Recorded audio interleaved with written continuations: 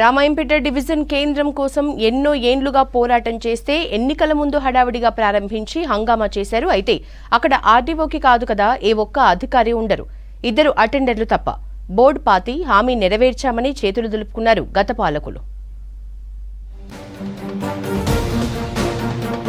మొన్నటి అసెంబ్లీ ఎన్నికల ముందు హంగు ఆర్భాటాలతో బీఆర్ఎస్ ప్రభుత్వం రామాయంపేట్ రెవెన్యూ డివిజన్ను ఏర్పాటు చేసింది. కానీ రెవెన్యూ డివిజన్లో పనిచేయాల్సిన అధికారులను నియమించడంలో విఫలమైంది. రెవెన్యూ డివిజన్ ప్రారంభం రోజు రెవెన్యూ అడ్మినిస్ట్రేషన్ అధికారిని నియమించినా ఆయన వేరొక చోటికి బదిలీ చేయించుకున్నారని ఇక్కడి సిబ్బంది చెబుతున్నారు. ఆర్డీఓ ఉండాల్సిన చోట కేవలం 2 అటెండర్లు మాత్రమే డ్యూటీ చేస్తున్నారు. సాధించుకున్న రెవెన్యూ డివిజన్లో రెవెన్యూ కార్యకలాపాలు ఏమీ జరగక మళ్లీ మెదక్కే వెళ్లాల్సిన పరిస్థితి నెలకొంది. ఫస్ట్ విడతలో 184 రోజులు చేసి సెకండ్ విడతలో 150 రోజులు చెల్లమ్మ సుదీర్ఘంగా ఉద్యమం చేసింది. ఆ ఉద్యమం ఫలితంగా ఈరోజు గత టీఆర్ఎస్ గవర్నమెంట్ మరి హడావుడి చేసి జీవోలు ఇష్యూ చేసి ఈ యొక్క రెవెన్యూ డివిజన్ మేము ఏర్పాటు చేస్తున్నాం అని చెప్పేసి ఎలక్షన్లో స్టంటులో భాగంగా ఈ యొక్క రెవెన్యూ డివిజన్ను రామాయంపేటలో ఏర్పాటు చేయడము, డిగ్రీ కాలేజ్ ఏర్పాటు చేయడము జరిగింది.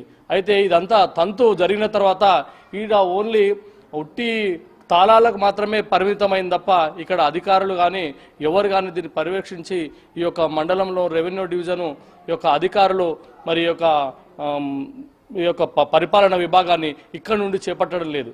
మేమేమంటున్నాం అంటే గత ప్రభుత్వం చేసినటువంటి పొరపాటు మరి యొక్క నూతన ప్రభుత్వము చేయకూడదని మేము రిక్వెస్ట్ చేస్తూ పేరుకే నామమాత్రంగా జిల్లాలు విచ్చలవిడిగా జిల్లాలు చేసారు.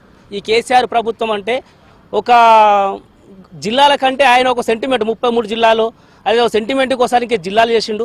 అలాగే రెవెన్యూ డివిజన్ కావాలంటే కూడా నామమాత్రంగా తూతూ మంత్రంగా ఒక రెవెన్యూ డివిజన్ చేస్తున్నామా అని చెప్పి పేరుకు మాత్రం చేసిపోయారు. కానీ దాంట్లో ఇక అధికారులు లేరు, ఎవరు ఒక అటెండర్ నుంచే పరిపాలన నడిపిస్తారు. కానీ ఇప్పటికైనా మా గవర్నమెంట్ కాంగ్రెస్ గవర్నమెంట్ వచ్చింది కాబట్టి మేము మా ఎమ్మెల్యే గారి దృష్టికి మరి మా మినిస్టర్ గారి దృష్టికి తీసుకుపోయి సీఎం గారిని కోరుతున్నాము.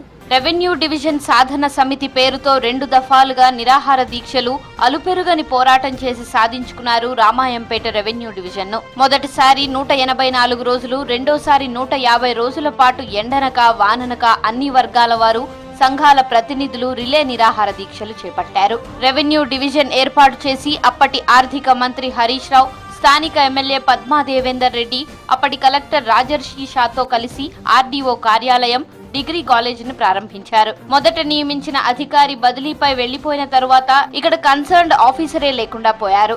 రెవెన్యూ డివిజన్ కార్యాలయంకు పూర్తి స్థాయి అధికారిని నియమించి ఇక్కడి నుంచే పాలనా పనులు సాగించాలని పలువురు రామాయంపేట వాసులు కోరుకుంటున్నారు.